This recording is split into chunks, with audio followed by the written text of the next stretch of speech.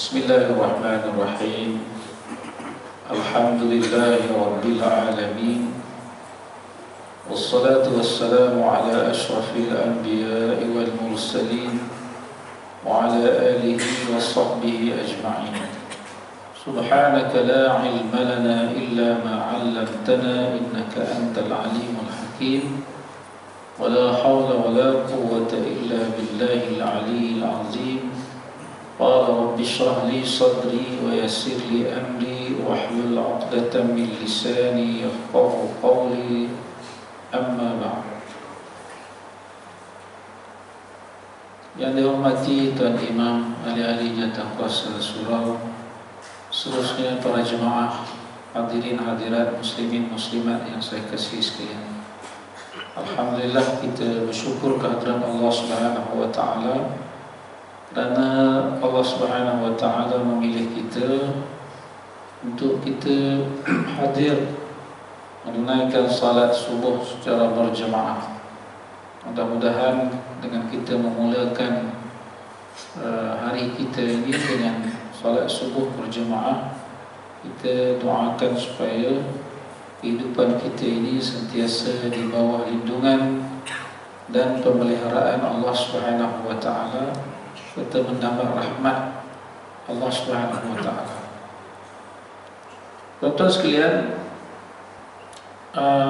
perbahasan kita pada kuliah kita yang lepas berkenaan dengan takbiratul ihram. Kita ada sedikit lagi tentang takbiratul ihram, iaitu pada muka surat ke-27. Hari ini kita sambung. Dalam perbincangan kita yang lepas, kita telah menyentuh tentang tidak wajib mengiringkan niat selepas takbiratul ihram, kerana dia susah untuk kita melakukannya. Akan tetapi ia disunatkan. Jadi selepas kita takbiratul ihram itu tidak wajib kita mengiringkan ataupun menyertakan niat sehingga kita habis salat. Tak wajib. Yang wajibnya ialah pada ketika takbiratul ihram. Tetapi dia, kalau kita boleh buat, dia disunatkan. Sepanjang selepas takbiratul, daripada bermula daripada selepas takbiratul ihram tu sampailah sepanjang kita salat, ya. Tapi susahlah kita nak buat begitu, sebab bila kita dah buat rukun-rukun yang lain, makna kita dah terlupa lah. Susah. Tapi kalau kita boleh niat, ia disunatkan. Mengiringkan niat tu diteruskan, itu disunatkan.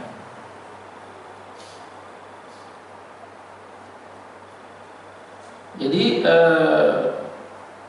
yang lepas juga kita sebut tentang apa? Sekiranya seseorang itu niat keluar daripada salat, ataupun dia taradud. Taradud ni dia berbelah bahagi.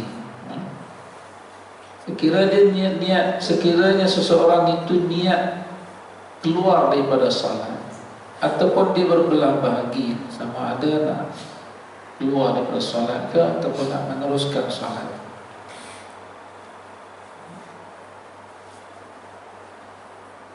maka salatnya batal. Sebab apa, tuan-tuan? Sebab salat ini dia ibadahnya pendek saja, ibadahnya ringkas, masanya suntuk. Sebab itu niat ini penting dalam salat. Kita salat lebih kurang 2-3 minit saja. 2-3 minit. Paling lama kalau kita baca panjang pun mungkin 5 minit. Maka dalam tempoh yang singkat ini niat kena jaga. Kalau kita niat keluar daripada salat, maka keluarlah kita daripada salat. Ataupun kita berbelah bagi, dalam bahasa Arabnya sebut taraddud, pun batal juga. Nak keluar ke tak keluar, nak keluar tak, itu taraddud, itu pun batal juga.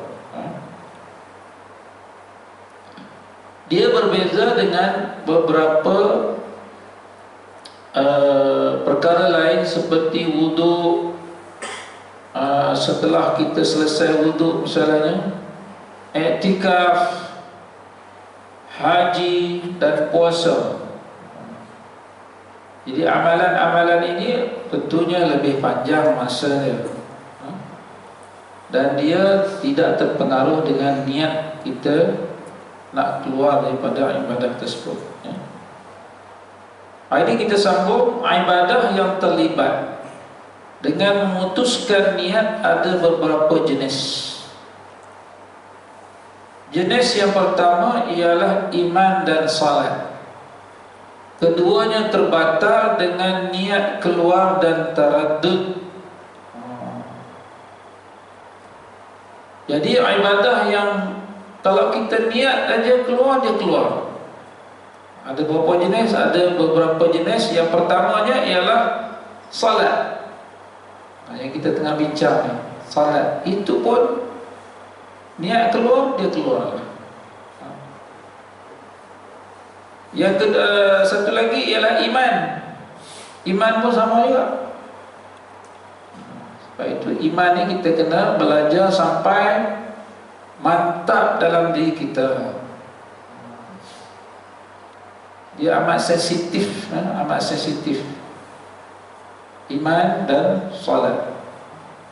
Kalau kita rasa tidak mantap lagi, kita kena cari jalan macam mana nak mantapkan, nak ukuhkan iman kita. Jangan sekejap kita percaya kepada Allah tetapi tak percaya, tak boleh. Kita kena buat dengan pasti. Iman ni kena pasti, jazam. Tak boleh ada was-was. Kalau masih ada was-was yang timbul oleh kerana kita, was-was yang datang itu cepat-cepat kita tolak. Itu biasa berlaku lah dalam iman ni. Tapi cepat-cepat kita tolak. Dan kita kena belajar supaya iman kita kuat. Jadi jenis iman dan juga salat ni, dia tidak boleh kita niat keluar. Kalau niat keluar ataupun kita taraddud, berbelah bagi, maka dia juga keluar. Keduanya iaitu iman dan salat ini terbatal dengan niat keluar ataupun taraddud, iaitu berbelah bagi. Kita kena ambil dia punya prinsip, dia senang je. Kalau kita semayang ni, kalau kita niat keluar ataupun kita berbelah bagi, dia sudah menjadikan solat kita batal. Begitu juga iman. Jenis yang kedua ialah haji dan umrah yang tidak batal dengan niat keluar daripadanya dan taraddud. Jenis yang kedua ni ialah haji dan umrah, yang mana haji dan umrah ini dia tidak terbatal dengan kita niat keluar daripada ibadah tersebut ataupun kita berbelah bagi. Sebab ibadah tu panjang sikit. Umrah misalnya, umrah bermula daripada mana? Bermula daripada kita niat di miqat. Kalau kita naik kapal terbang, dia bermula daripada niat kita di miqat. Dia bukan daripada KLIA. KLIA itu kita, misalnya kita nak pergi terus ke Mekah, memang kita boleh mandi sunat ihram, pakai ihram, tapi belum dapat niat umrah lagi. Kita pakai itu sebab kita nak memudahkan urusan kita, sebab dalam kapal terbang nanti susah nak tukar lah. Kita bukan ada dalam kapal terbang tu, bukan mungkin tak ada bilik ya, yang khusus nak tukar. Kalau ada bilik khas dalam kapal terbang pun takkan, kalau 400 orang tu 400 nak tukar dalam bilik tu. Jadi ada kesulitan di situ. Maka semuanya boleh mandi dan memakai ihram di mana? Di rumah lagi ataupun di surau KLIA. Tapi belum start lagi umrahnya. Boleh lagi boleh lagi nak pakai kepiah ke, boleh lagi cuma seluar dalam tu kalau boleh dinasihatkan jangan pakai lah. Sebab nanti terlupa. Bila dah niat di miqat nanti terlupa. Lagi satu susah lah nak buang masa tu, nak kena masuk bilik air. Jadi kalau boleh kepiah pun tak payah pakai lah, nanti terlupa pula. Sampai di miqat kan terlupa tak buang ni. Niat-niat tapi ni tak buang. Kalau boleh tak payah pakai lah. Maknanya kita dah mandi, kemudian pakaikan ihram dalam keadaan yang macam kita nak buat umrah lah. Maknanya tidak ada lagi seluar dalam ataupun kepiah yang kita pakai, buat macam kita nak pergi umrah. Tapi belum start lagi. Kita naik kapal terbang, duduk dalam kapal terbang, makan, tidur, belum start umrah lagi. Sampai di mana? Sampai di miqat, iaitu Qarnul Manazil. Lebih kurang setengah jam tu dia dah bagi tahu lah, ataupun setengah kapal terbang tu mungkin dalam 10 minit gitu. Dia kata kita akan melepasi miqat dalam masa 10 minit lagi. Kita akan melepasi miqat Qarnul Manazil. Jadi bagi jemaah haji ataupun umrah lah, jemaah haji ataupun umrah bolehlah berniat daripada sekarang. Maknanya sebelum niat itu mesti kita niat sebelum melepasi miqat Qarnul Manazil. Jangan tunggu dia buat pengumuman sekali lagi pula. Kalau dia dah buat pengumuman, dia kata lagi 10 minit tu, maknanya dah boleh niat. Dia boleh niat sebelum melepasi miqat. Ada yang kalau tak silap saya, dia akan buat satu lagi pengumuman, iaitu apabila dekat-dekat nak sampai miqat lah, gantung pada penerbangan. Yang pentingnya bila dia buat pengumuman tu, kita dah ready untuk niat. Kita tak jauh lah tu. Sebab tuan-tuan di atas ni, bila kita terbang di atas, kalau sangat 10 minit tu sekejap je. 10 minit nak sampai miqat tu sekejap je. Kita boleh niat dah. Dan di situ baru bermula ibadah umrah. Lepas tu lebih kurang setengah jam ataupun 20 minit, setengah jam lebih kurang, kita mendarat. Kemudian mendarat di Jeddah, kemudian naik pula bas ke Mekah, kemudian singgah dulu di hotel, hantar beg ke hotel, berehat sekejap, minum. Lepas tu barulah tengok keadaan, mungkin cepat ataupun kadang-kadang lambat sikit, bergantung pada keadaan, turun ke Masjidil Haram, kemudian bertawaf umrah, tawaf umrah 7 pusingan, kemudian sa'i 7 pusingan juga, ulang alik, kemudian bercukur, baru habis umrah. Baru habis umrah. Jadi lama lah. Lama lah. Daripada kita niat miqat tu, paling-paling pun 4-5 jam. ataupun 3-4 jam paling cepat. Haji, kalau haji lagi lama. Haji, kalau kita niat haji tadi, kalau niat haji ifrad misalnya, selepas sampai ni kita tawaf qudum, tawaf selamat datang. Kemudian kita duduk di lepas itu duduk di hotel, kemudian sampailah kita buat haji. Selepas melontar sampai hari wukuf, kalau seminggu lah, kalau 2 minggu lah. Sebab itu kalau orang buat haji ifrad ni, dia biasanya yang dekat-dekat lah dengan wukuf, seminggu ataupun 2 minggu. Lepas melontar, lepas membalik, tawaf ifadah ataupun tawaf haji, sa'i dan bersyukur, baru selesai. Seminggu, 2 minggu. Ataupun kalau orang buat tamattu', buat tamattu' ni maknanya kita habiskan umrah dulu.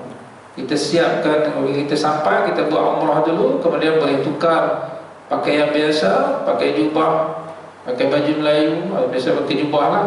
Kemudian tunggu sampai tarikh kita wukuf, barulah kita pakai ihram semula dan berniat haji untuk kita pergi berwukuf di Arafah dan menghabiskan haji. Itu pun lama juga. Jadi ibadah haji dan umrah ini lama. Jadi ibadah yang lama ini dia tidak batal dengan niat keluar daripadanya ataupun kita berbelah bagi. Mungkin kita bila kita dalam keadaan tertentu tu kita ada masalah, misalnya kita tak nak buat, kita taradud ataupun kita berbelah bagi, dia tidak menjadikan kita haji ataupun umrah kita terbatal dengan niat keluar. Ya, niat. Ini kita baca bahasa niat. Misalnya selepas dia niat dia niat di miqat misalnya, sampai di Jeddah dia niat nak keluar. Tapi kawan dia kata, kau niat keluar kau kena bayar dam seekor kambing. Kalau kau niat keluar, dia terdam seekor kambing, betul lah. Tak jadi. Itu niat keluar, bukan keluar. Memang nak keluar, memang kena keluar daripada kapal terbang, memang nak keluar lah. Keluar niat keluar tu maksudnya. Kalau dia kata kau keluar dan kau tak buat umrah ni, kau kena bayar dam. Tak jadi. Jadi dia niat keluar itu tidak membatalkan ibadah haji ataupun umrah dia, sebab ibadah itu panjang. Jadi mungkin berlaku di tengah-tengah itu dia niat keluar ataupun dia berbelah bagi, di antara dia nak teruskan ibadah haji atau umrahnya ataupun dia tak nak teruskan. Dia nak teruskan ataupun tak nak teruskan, itu berbelah bagi. Pun dia tidak memberi kesan kepada kedua-dua ibadah haji ini atau haji dan umrah itu. Berbeza dengan solat tadi. Solat tadi 5 minit, 3 minit, tak bolehlah kita sekejap nak terus solat kau ataupun nak keluar. Tak boleh lah, sebab dia ibadah yang pendek. Ibadah pendek dia kena fokus. Sebab itu di antara wajib dalam niat ialah qasad. Jadi qasad tu maknanya kita bersungguh-sungguh, pasti, sengaja buat benda tu. Jangan ada lagi berbelah bagi.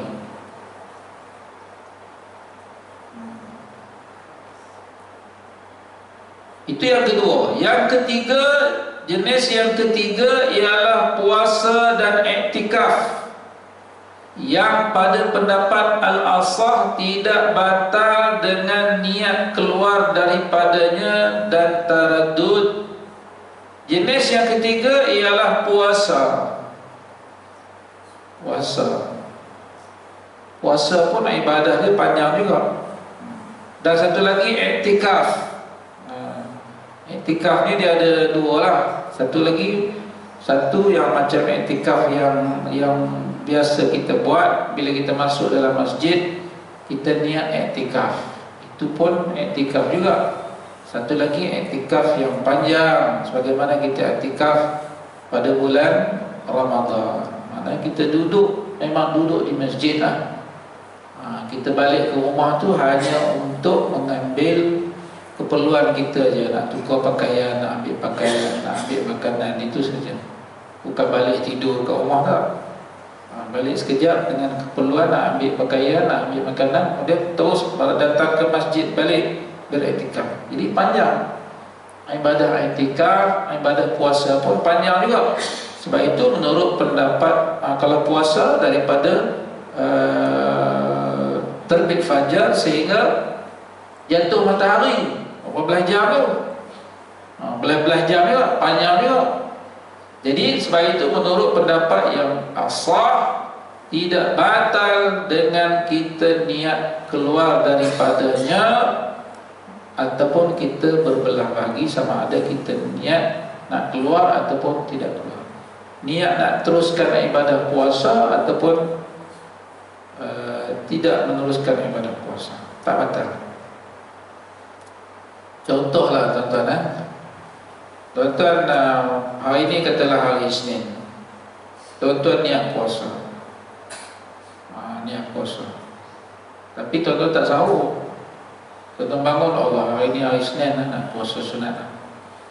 Jadi tak apa, tuan-tuan puasa sampai pukul 11 pagi, tuan-tuan dah puasa lapar sebab tak sahur. Sahur pukul 11 tu kira lagi pukul 11. Allah, tak jadilah puasa. Tak jadilah puasa. Sebab apa? Sebab lapar, tak sahur. Tapi pergi dah dia puasa. Pergi buka tu dia, tengok, Allah, belum masak lagi. Adalah mi goreng, mi tak minat lah. Puasa balik lah. Nampak tak? Tadi dah niat nak buka tu, niat keluar lah, niat tak mau puasa lah. Dan ni mi nasi tak ada. Kalau ada nasi lemak tadi dah habis lah. Mi tak minat lah. Angin macam mi ni. Puasa balik lah. Nampak tak? Dia tadi dah niat nak keluar tu, niat nak batalkan puasa, niat. Tapi kalau dah makan, habislah. Ini niat keluar puasa dengan niat. Dia tadi sambung balik puasa. Nampak tak? Dalam ibadah puasa boleh macam tu. Tapi dalam sembahyang tak boleh. Yang keempat, jenis keempat ialah wuduk yang tidak batal dengan niat keluar daripadanya selepas selesai berwuduk mengikut pendapat al-mazhab, dan tidak batal apabila taraddud tanpa khilaf. Jenis yang keempat ini ialah wuduk. Wuduk tidak batal dengan kita niat keluar daripada wuduk itu selepas kita selesai berwuduk. Itu mengikut pendapat al-mazhab. Ya, dia ada beza tuan-tuan, beza. Kalau kita berwuduk separuh, kemudian air terputus. Katalah tengah-tengah basuh muka, basuh tangan, air paip dah habis. Kemudian tunggu sekejap, pergi cari paip lain.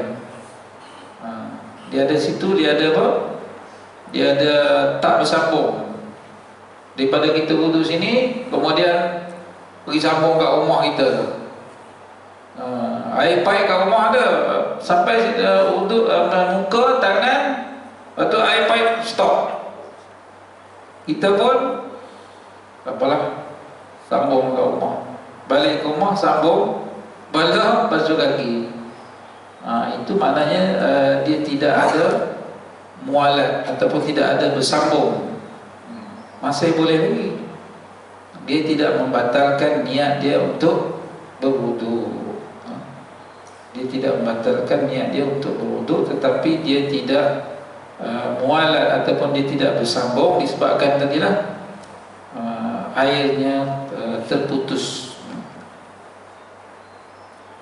Tapi kalau dia niat dia niat keluar daripada wudu setelah selesai berwudu, maka dia tidak batal. Tidak batal dengan dia niat keluar daripada wudu itu setelah dia selesai berwudu. Dah habis dah siap wudu dah, dia niat keluar daripada wudu itu, tidak batal menurut pendapat al-mazhab.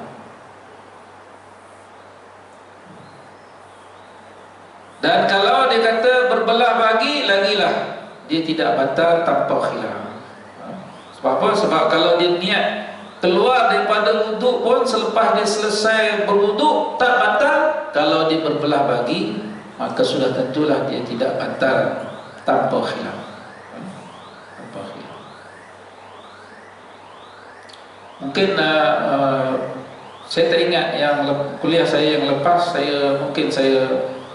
penerangan saya silap, cuba perbetulkan di sudut apa? Di sudut mualat tadi. Mualat tadi ada yang dia berwuduk lambat nak bersambung di antara satu anggota dengan satu anggota yang lain. Dia sambung apa? Dia sambung basuh, dia basuh separuh, kemudian dia sambung lagi basuh di tempat yang lain kerana dia air terputus misalnya.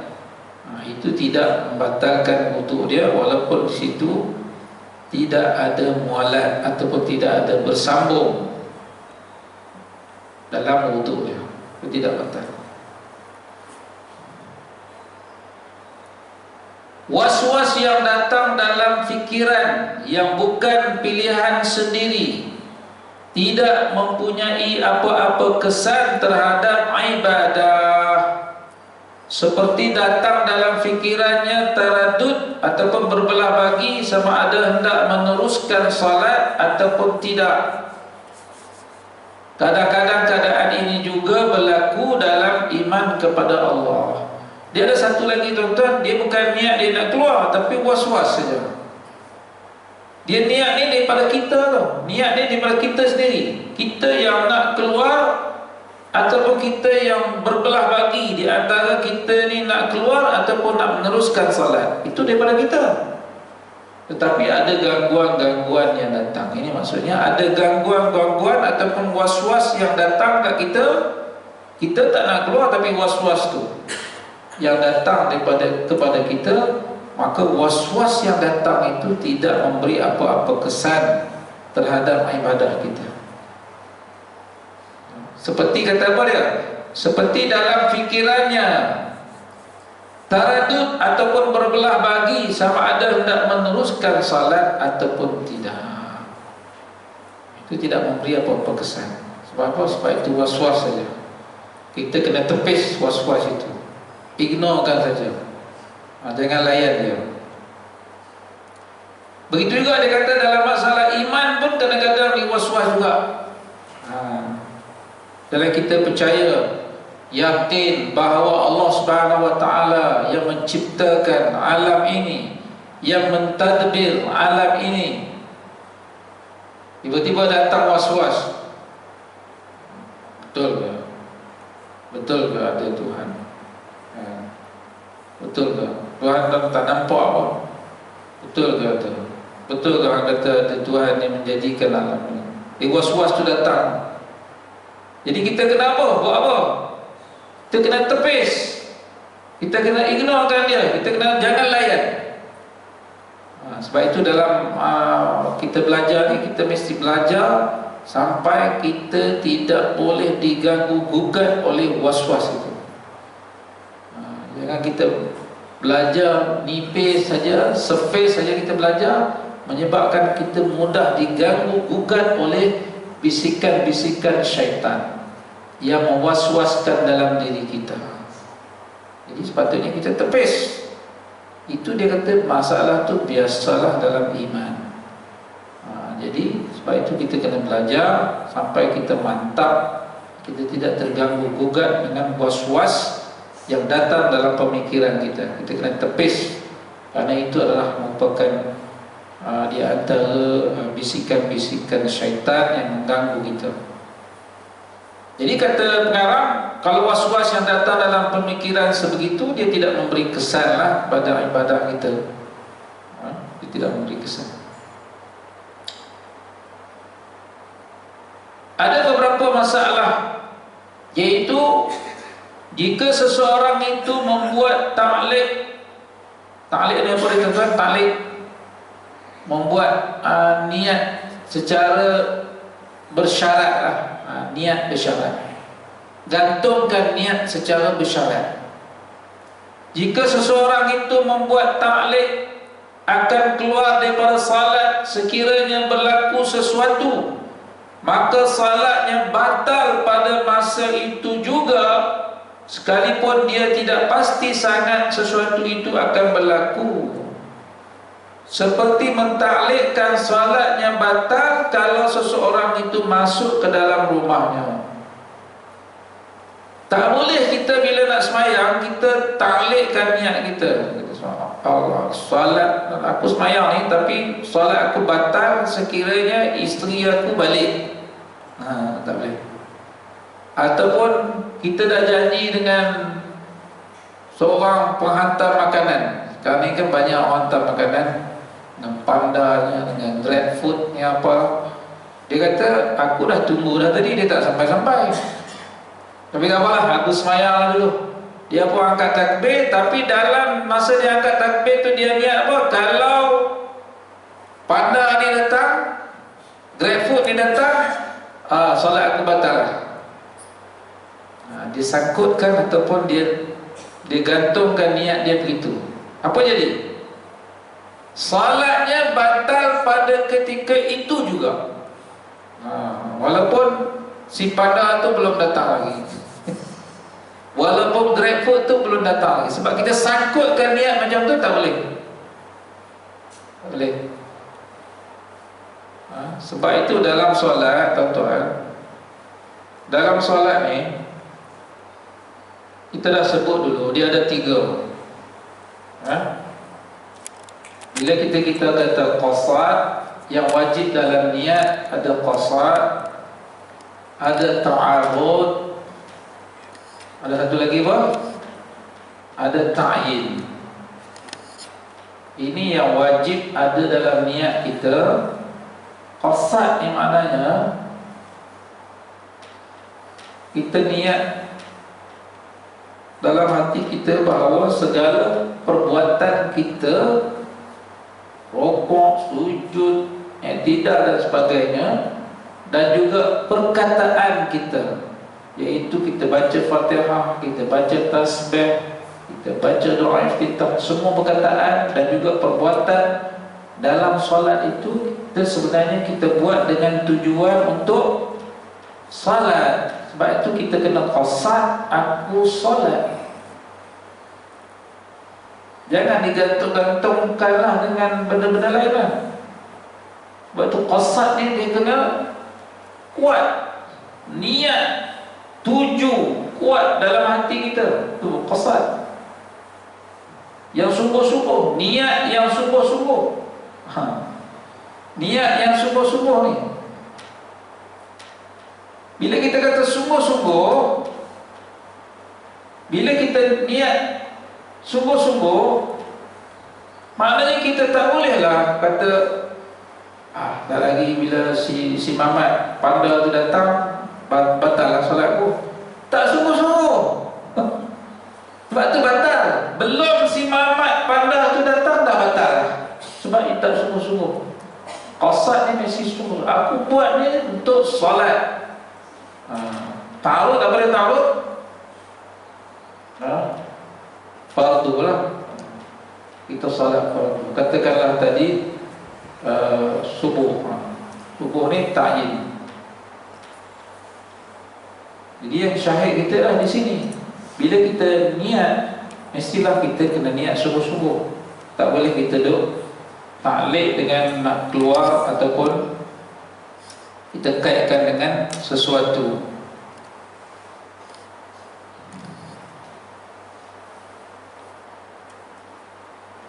Sekiranya seseorang itu syak, adakah dia telah berniat sempurna, atau adakah dia berniat salat zuhur atau asar? Sekiranya dia baru sedar dalam tempoh yang lama, atau setelah dia melakukan satu rukun, sekalipun rukun qauli, maka seperti membaca Al-Fatihah, maka salatnya batal.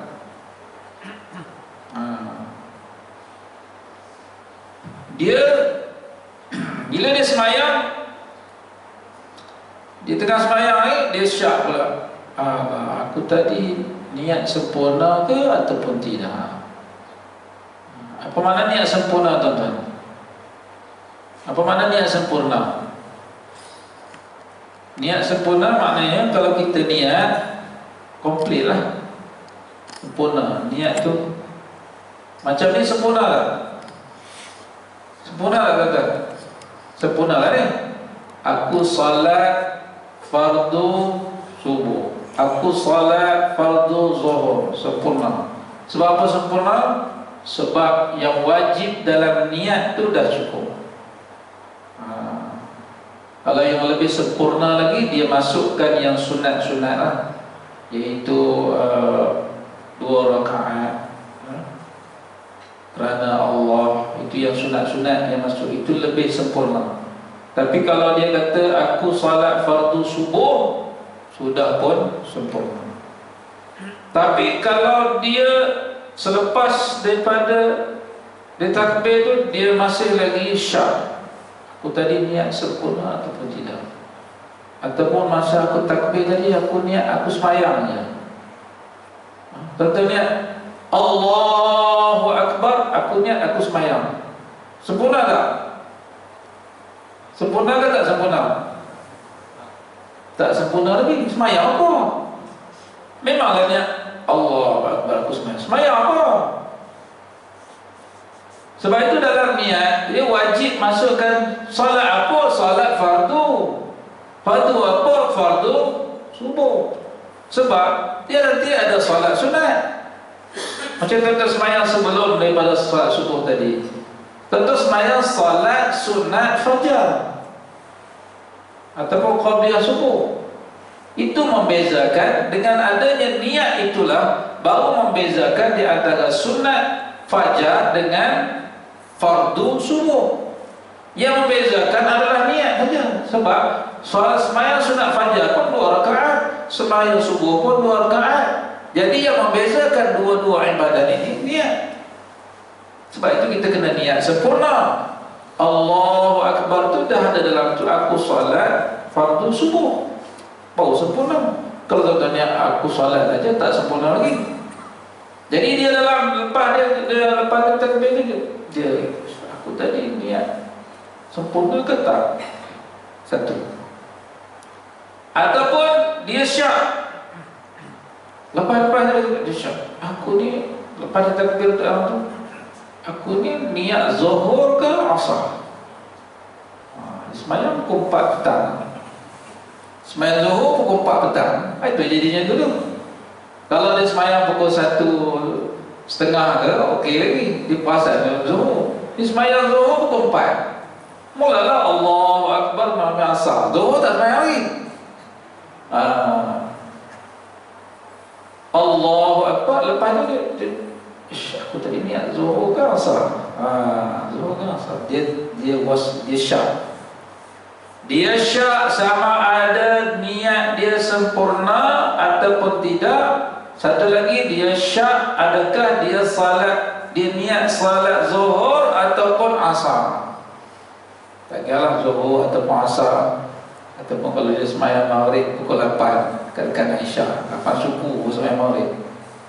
Tadi aku niat maghrib ke isyak, dia nak sembahyang maghrib, tapi dia dah syak, aku tadi niat sembahyang maghrib ke sembahyang isyak. Apa berlaku? Sekiranya seseorang itu syak, adakah dia telah berniat sempurna, atau adakah dia berniat salat zuhur ataupun asar? Sekiranya dia baru sedar setelah tempoh yang lama, ingat, setelah tempoh yang lama, atau setelah dia melakukan satu rukun, dia dah masuk rukun lain dah, sekalipun rukun qauli, iaitu rukun perkataan. Seperti dia membaca Al-Fatihah, dia dah baca Fatihah lah. Bismillahirrahmanirrahim, alhamdulillahi rabbil alamin, ar-rahmanirrahim. Baca Fatihah lah. Tadi memang aku niat sembahyang zuhur. Baru dia sedar masa tu. Syak tadi dah, tadi lagi. Duk syak tadi ni sembahyang zuhur ke asar, zuhur ke asar. Dah habis dah baca, dah bukan habis lah, tengah-tengah baca Fatihah tu, memang tadi aku niat sembahyang zuhur, aku tak niat sembahyang asar pun. Sebab aku sembahyang zuhur pukul 4 suku, kena asar lah, itu jadi confused tu. Jadi okeylah, aku niat sembahyang zuhur. Dia baru sedar bahawa dia berniat sembahyang zuhur setelah dia dah baca Fatihah. Dia dah masuk rukun lain dah. Makna berapa lama tu, daripada takbiratul ihram ke Fatihah tu, tempohnya dah lama dah. Dia pun dah masuk rukun lain dah. Maka solatnya batal.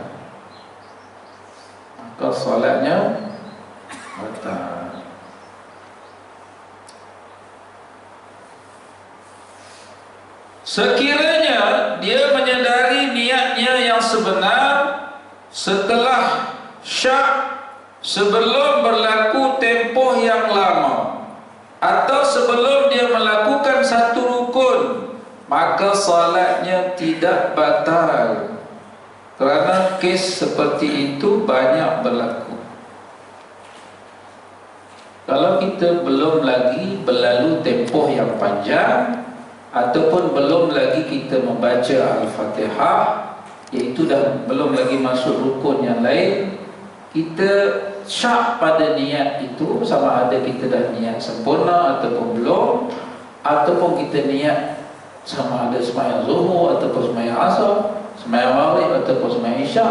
Tapi selepas daripada kita syak tu, kita terus dapat kepastian cepat-cepat, maka solat itu tidak batal. Katalah Allahu Akbar. Tadi niat betul ke aku niat tadi sempurna ke tak?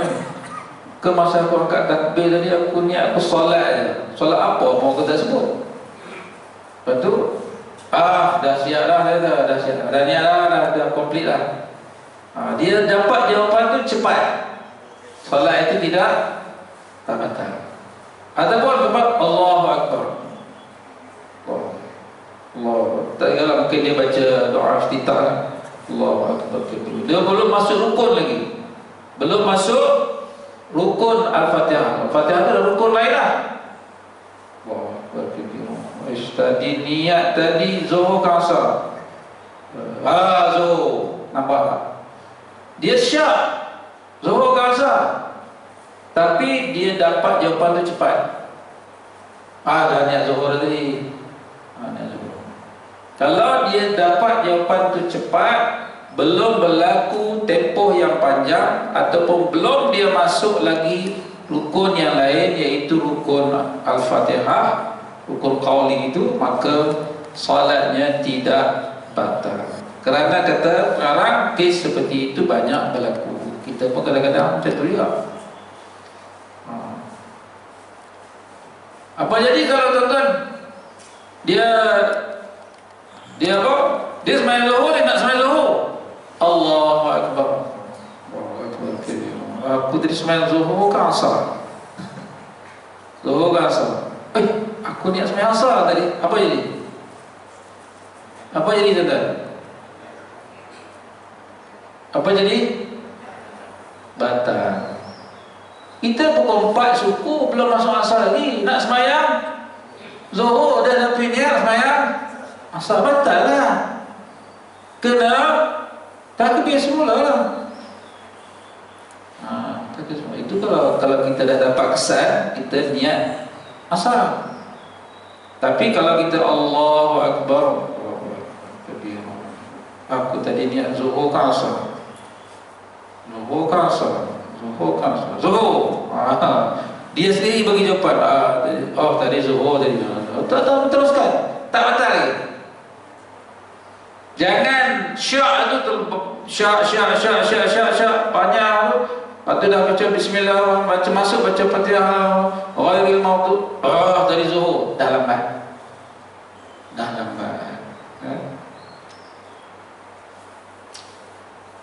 Boleh dapat Boleh dapat?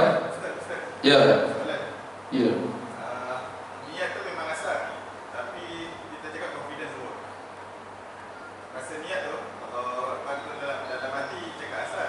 Tapi bila Allah berkabir, aku solat zuhur ni, boleh tak? Macam mana kita confidence zuhur? Tukar dia punya tu lah. Tak boleh tukar. Kalau kita dah niat asal, itulah niat kita. Kita dah tentukan asal. Ini wajib ni tuan-tuan ni. Tiga benda ni wajib. Wajib pada niat. Wajib pada ataupun ada dalam niat. Maknanya tuan-tuan kalau niat asar, tuan-tuan jangan tukar zuhur. Memang asar niat tuan-tuan. Takbir semula. Tak boleh. Tadi aku niat zuhur. Aku ni sembahyang asar. Asar lah jadinya. Tak boleh. Kalau kita niat zuhur, jadi zuhur. Kita nak sembahyang asar, kena niat asar. Dia ada pengecualian. Kita boleh tukar niat ni bila dalamnya pun ada lah rasanya. Mungkin kita tak sampai lagi. Kalau sekiranya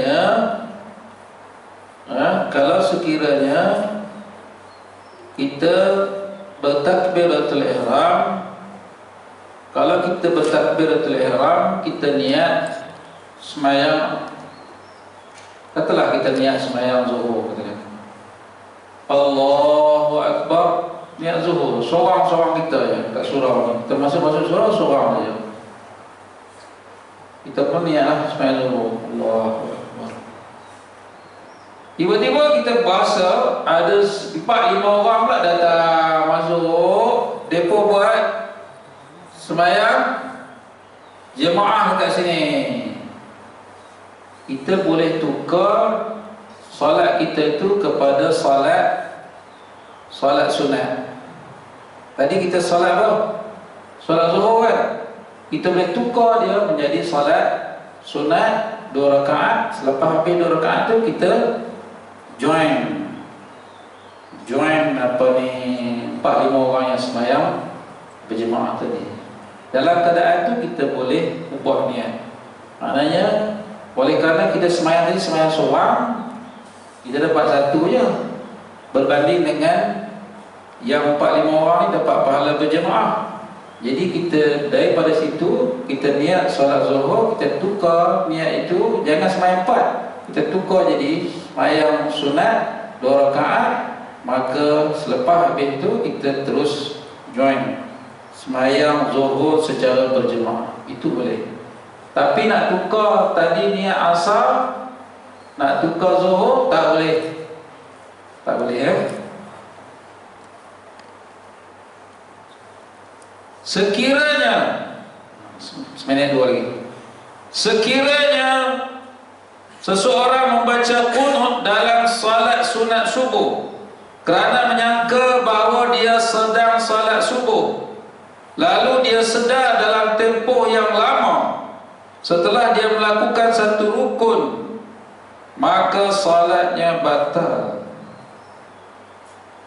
Sekiranya seseorang membaca qunut dalam salat sunat subuh. Salat sunat subuh ada qunut ke? Ada ke? Tak ada. Tapi dia baca qunut juga. Allahumma hdini fi man hadait. Dia ingat dia sembahyang subuh, tadi sembahyang sunat fajar. Dia ingat dia sembahyang subuh, dia baca qunut. Tetapi dia sedar tu setelah berlalu tempoh yang lama, baru dia sedar, oh ya, aku tadi bukan salat sunat subuh, bukan salat subuh yang baca qunut tu. Itu baru sembahyang sunat sebelum subuh. Maka kalaulah dia sedar setelah berlalu tempoh yang lama, ataupun dia sudah melakukan rukun, satu rukun yang lain, maka solatnya batal. Maknanya dia buat rukun lain. Apa rukun lain? Daripada dia baca qunut tadi, dia dah pergi ke sujud dah. Dia dah masuk rukun lain tu. Dia dah turun sujud. Orang tengok, tadi bukan sembahyang subuh, tadi sembahyang sunat subuh, dah batal. Dah batal. Sebab dalam kepala dia sembahyang subuh tu. Dalam kepala dia subuh. Itulah kita ni manusia macam biasa lah. Dalam sembahyang seminit dua pun dah tak ingat dah sembahyang subuh ke sembahyang sunat subuh, nak baca qunut. Maknanya dia dah dalam kepala dia niat dia dah subuh. Tapi dia sedar tu sembahyang sunat tu setelah dia turun sujud, dia dah buat rukun lain, maka solatnya batal, kata ulama. Sekiranya seseorang itu syak sama ada wuduk ataupun tidak ketika dia duduk tasyahud awal, lalu dia bangun ke rakaat ketiga, kemudian baru dia sedar bahawa dia telah berwuduk, maka salatnya batal. Dia duduk tahiyat awal, Allah, aku tadi wuduk ke tak sembahyang tadi? Sembahyang tadi ambil wuduk ke tak? Allah. Dia pun wuduk ke tak? Wuduk ke tak tadi? Wuduk dah naik rakaat ketiga, dah masuk rakaat ketiga. Dah wuduk dah. Baru dia naik rakaat ketiga ni, baru wuduk dah tadi, wuduk dah. Lambat, solatnya batal.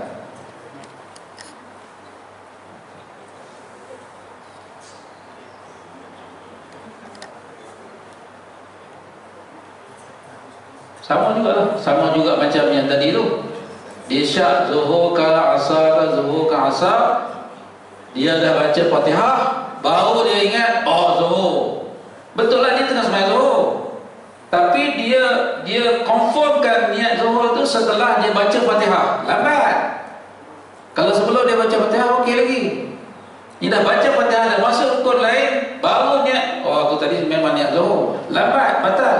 Sama juga kalau dia syak masa dia duduk tahiyat, dia naik atas, bila dia naik atas rakaat ketiga, baru dia confirm, aku dah wuduk tadi. Lambat, batal solat dia. Ini berlainan kalau dia bangun dari tasyahud awal tadi untuk berwuduk, lalu dia teringat dia masih berwuduk, maka salatnya tidak batal, malah dia kembali salat dan kemudian sujud sahwi. Dia duduk tahiyat awal setelah sembahyang maghrib ke tahiyat awal, ataupun sembahyang 4 rakaat awal, duduk tahiyat awal. Aku tadi wuduk ke tak sembahyang tadi? Allah, wuduk ke tak? Dia pun saya tak wuduk lah kot, tak wuduk lah. Kalau tak wuduk kena ambil lain lah. Dia buat macam tu. Wuduk dah. Baru nak naik je ni, baru nak pergi wuduk lah. Tak wuduk. Tak ada. Tak wuduk sembahyang. Macam mana? Haram lah. Tak ada wuduk, haram sembahyang. tak wuduk. Wuduk lah. Nah, dia punya konform tu cepat. Kalau dia dah wuduk dah tadi, apa yang perlu dia buat? Teruskan sembahyang. Katalah dia baca tahiyat, dia tak habis. Bacalah, habiskan tahiyat tu. Tahiyatul mubarakah. Sama ada mula balik ke ataupun sambung ke sampai Allahumma salli ala sayyidina Muhammad. Teruslah sembahyang. Naik rakaat ketiga, rakaat keempat, ataupun kalau maghrib rakaat ketiga saja, kalau isyak sampai rakaat keempat. Sebelum dia bagi salam, selepas dia duduk tahiyat akhir, kita kalau nak sujud sahwi, tahiyat akhir kita begitu, duduk iftirash, bukan duduk bawah.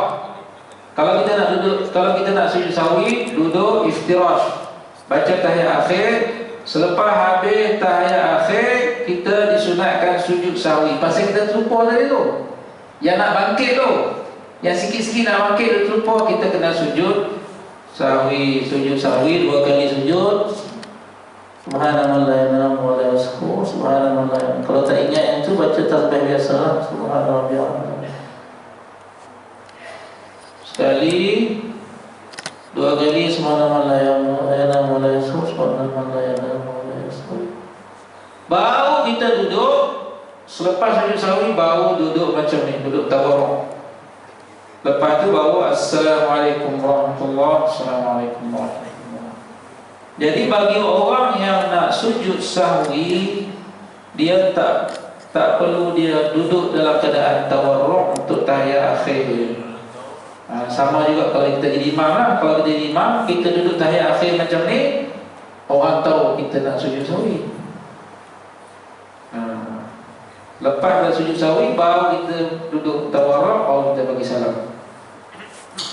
Itu dia. Kalau kita cepat-cepat sedar kita dah ada wuduk, teruskan balik salat itu dan kita sujud sahwi. Tapi kalau dia sedar pada naik rakaat ketiga, salatnya batal. Dia tuan-tuan ya, bila kita, ini akhir ya, sebelum kita berhenti, dalam keadaan wuduk selalu berlaku kat kita ni. Ni wuduk, ini katakan tidak berwuduk, tidak wuduk, ataupun kita buang air,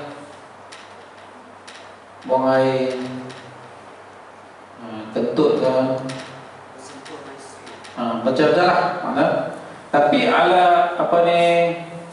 satu kataan yang kita boleh bagi tahu semua ni ataupun mewakili semua itu ialah hadas. Semua ni hadas ya. Kalau kita berwuduk ataupun kita dah tayamum, ini semua mewakili suci. Okey. Kaedah dia apa dia? Kaedah dia ialah kita kena beramal dengan yakin. Katalah tuan-tuan dah sembahyang subuh. Kata tadi sembahyang subuh ni, dengar kuliah subuh pula. Dah. Sekarang ni tuan-tuan yakin wuduk ke ataupun tuan-tuan syak wuduk? Yakin kan? Sebab tuan-tuan dah sembahyang subuh tadi. Yakin wuduk. Kemudian lepas pada kuliah subuh ni, sekali lagi nak sembahyang sunat isyak. Kentut ke belum? Dah kentut ke belum? Tengah dengar kuliah Ustaz Syukri ni, dah kentut ke belum? Dah kentut ke belum itu yakin ke syak? Syak, okey. Dia hadas ni, kentut ni hadas lah. Hadas ni syak. Tuan-tuan yakin suci, syak pada hadas. Jadi tuan-tuan kena ambil yang yakin. Itu kaedahnya. Kita baru sudah sembahyang subuh, yakin suci, cuma syak pada hadas. Dah kentut ke belum? Jadi kita ambil yang yakin, iaitu tuan-tuan masih wuduk, teruskan sembahyang isyak. ataupun sembahyang duha. Katakan tuan-tuan mari pada bilik air. Mari pada bilik air. Biasanya kalau masuk bilik air ni buat apa? Melepaslah kencing ke, buang air besar ke. Tuan-tuan yakin suci ke yakin hadas? Yakin hadas. Yakin hadas. Okeylah, keluar dari bilik air, sembang, jumpa Pak Imam. Jumpa Pak Imam semalam. Jumpa Pak Imam, Allah cerita pasal menteri pula, kabinet baru pula, apa pula, bla bla bla 10 minit. Aku tadi ambil wuduk ke belum? Dia ambil wuduk ke belum itu syak ke yakin? Syak ke yakin? Syak tu, dah ambil wuduk ke belum? Dia yakin tu, yakin hadas betul tak? Sebab dia mari pada tandas, dia pergi tandas biasalah. Dia dah hadas lah, dia buang air apa tu, yakin hadas. Tapi bila sembang-sembang dengan Pak Imam tu, ataupun dia pergi mana-mana sembang-sembang tu, sekejap, tadi aku dah ambil wuduk ke belum? Dia keluar dari tandas, dia dah ambil wuduk ke belum? Dia syak pada suci, syak. Jadi ambil yang mana? Ambil yakin. Dia kena mesti ambil yang yakin. Mesti ambil yang yakin, maknanya dia memang tak berwuduk lagi, dia kena ambil wuduk. Itu je.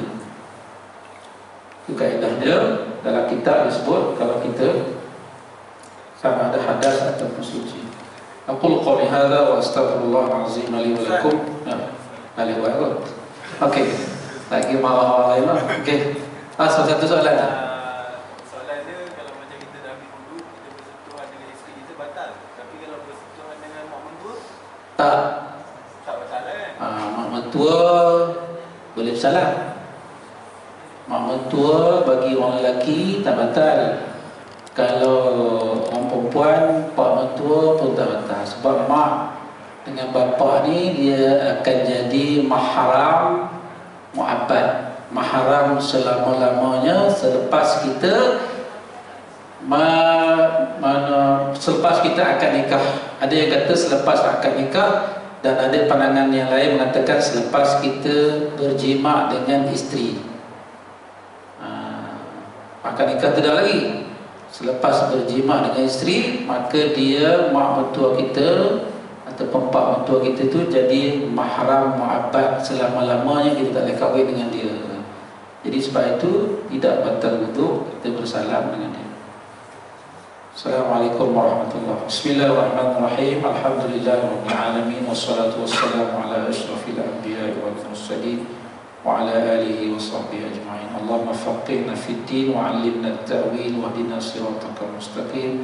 Wa sallallahu ala sayyidina Muhammadin wa ala alihi wa sahbihi wa baraka wa sallam. Walhamdulillahi rabbil alamin.